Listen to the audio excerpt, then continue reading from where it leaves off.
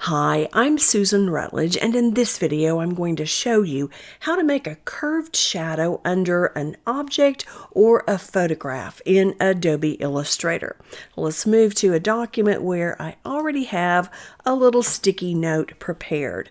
Now this is just a 4-inch square with some lines and some text on it, and before we add that shadow, we'll do a few things to our little sticky note. So I'll move it down here in the center of the artboard, and let's come to the layers panel and twirl this open so we can look at everything a little more closely. The first thing I want to do is select just the rectangle. Now I can select it here on the artboard, and you can see in the layers panel it is selected here as well. I'm going to add a special effect here, so we'll come up to Effect, down to Stylize, over and down to Outer Glow. I'm going to leave the mode set at normal, and I'm using a black color. I want a very low opacity, so I'll leave this at 15%, and I'm not even going to change the blur. I'll say OK. Next, I want to select all of the text. I typed each one of these lines separately so they all have their layer on the artboard. The easiest way to select these is to start at the top, hold down the Shift key so I can select several layers at the same time, and then just come down and select each layer until I have all of them selected, and then I'll group them. I can go up to Object, down to Group here, or use the keyboard shortcut Command G. Now with my text selected, I'll go back to the Properties panel, and for this effect to work the way I want it to, I've got to change my text to outlines. So at the bottom of the Properties panel in the Quick Actions area, I'll click Create Outlines. I could also come up to Type, and if I hadn't already converted those to outlines, Create Outlines wouldn't be grayed out, and I could just select it there. Now we have all of our text converted to outlines, so Illustrator looks at these as objects rather than as letters. I want to group all of this together, so I'll select everything on the artboard, and we'll come back up here, Object, and Group. Now, no matter what I do, all of these elements are going to stay together. Next, I'll get the rectangle tool and click down on the artboard. I want a 4-inch rectangle to match my yellow sticky note, so I'll type in 4 inches, tab down, type in 4 inches, and say OK. I'm going to leave it a black fill, and there is no stroke. Now I want to change the location of the top 2 anchors, so I want to get the Direct Selection tool, and I'll select first the top left anchor, come up to Object, Transform, over and down to Move. I'm going to move the left anchor to the right. I'll type in 0.25 under horizontal, tab down, and I don't want a vertical move, so I'll type 0 and say OK. Then I'll select the top right anchor, go back to Object, Transform, Move. This time I want to move the anchor to the left, so I'll put a negative value here. Anytime you have a negative value in horizontal, it moves to the left. A positive value moves it to the right, and we'll say OK.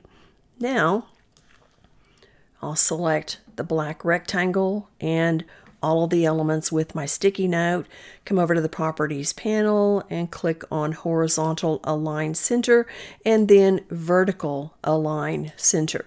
Now I created the black rectangle after the sticky note, so Illustrator places it on top. The way layers works, each layer that comes in goes on top of the layers before, and I'll show you in a minute how you can move that in the Layers panel. It's super easy to do. But before we do that, I want to select the rectangle, and I'm going to move it down a little bit. So I'll go back to Object, Transform, over and down to Move.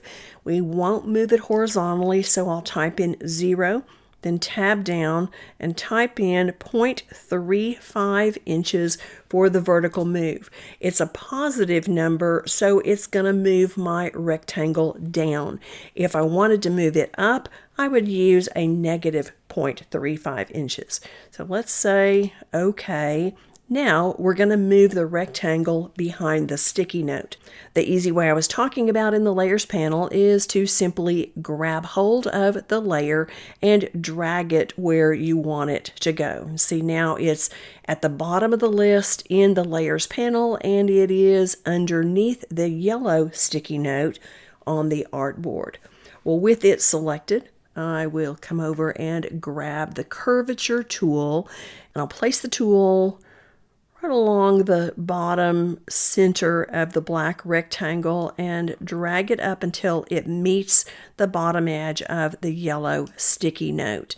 Then I'll come over to the properties panel. The black rectangle is still selected.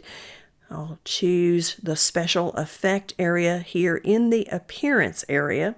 This is a little pull down menu. I'll come down to blur and choose the Gaussian blur. You can play around with the values to get the look that you want. I'm going to leave this at 25 pixels. It's just close to being in the center of this radius slider, and I'll say OK.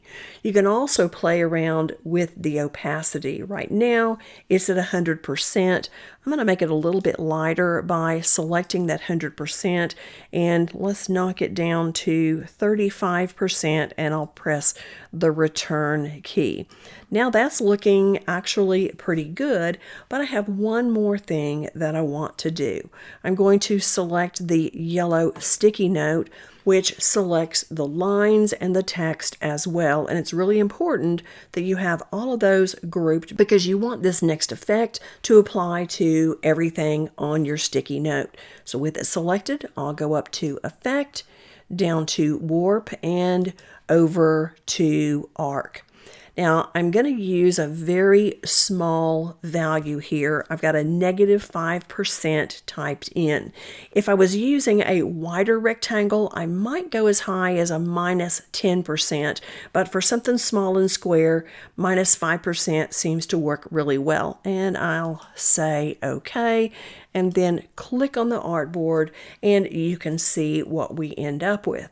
Now you can play around with the location of your shadow by selecting it, and you want to select it carefully so you don't get your sticky note, and you can move it to the right just a little bit so it doesn't look like the light is coming straight down from the top, which is probably a more natural look. You can also select everything together, and without grouping it, you can still rotate it a little bit, and then you can select that shadow again and move it around even more.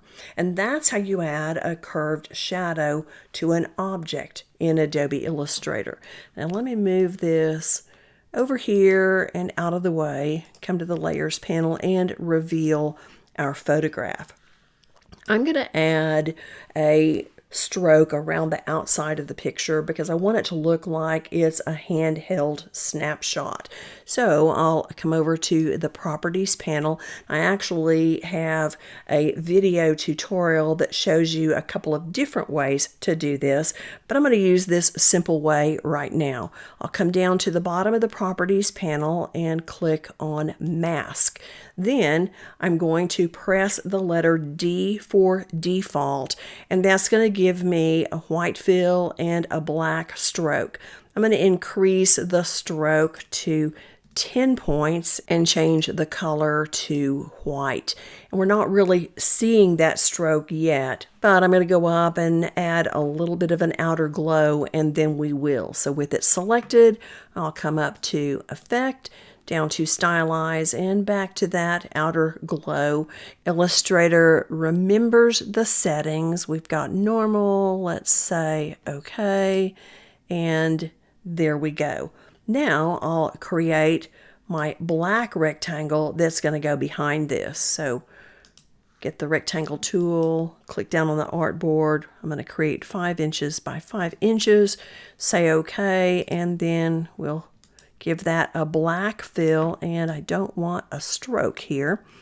Now I'll change the top anchors like I did before. I'll get the direct selection tool, select the left anchor, then come up to Object, Transform, Move, and I'm going to move it 0.25 inches, tab down, put 0 here, and say OK. Then select the other anchor, Object, Transform, Move, minus 0.25 inches, OK. Now we'll select photograph and rectangle and align these vertically and horizontally. Then select the black rectangle and move it down. Go up to Object, Transform, Move, and put a 0 for horizontal, tab down, and 0.5 inches this time because, you know, we added that stroke there. So 0.5 inches and say OK.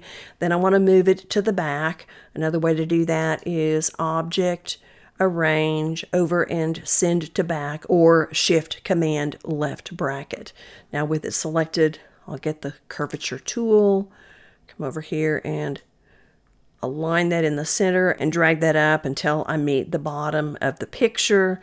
Then we're going to add the special effect. So blur, Gaussian blur, leave 25 pixels, say OK. And I'll change this to 35% and press the return key. Now for 2 reasons, I'm not going to add the arc to the photograph. The first one is that it will distort the picture. The second one is that because of the way I added the stroke around here, Illustrator will arc the stroke and not the picture. But I think it looks perfectly fine even without the arc effect. So that's how you add curved shadows to both objects and photographs in Adobe Illustrator. I do hope you've enjoyed this tutorial and learned some things about adding shadows and even using some of the other tools in Adobe Illustrator. I do want to invite you to subscribe to my channel and to click the notification bell so you don't miss any of my future tutorials, and I'll look forward to seeing you again next time. Thank you so much for watching. Bye now.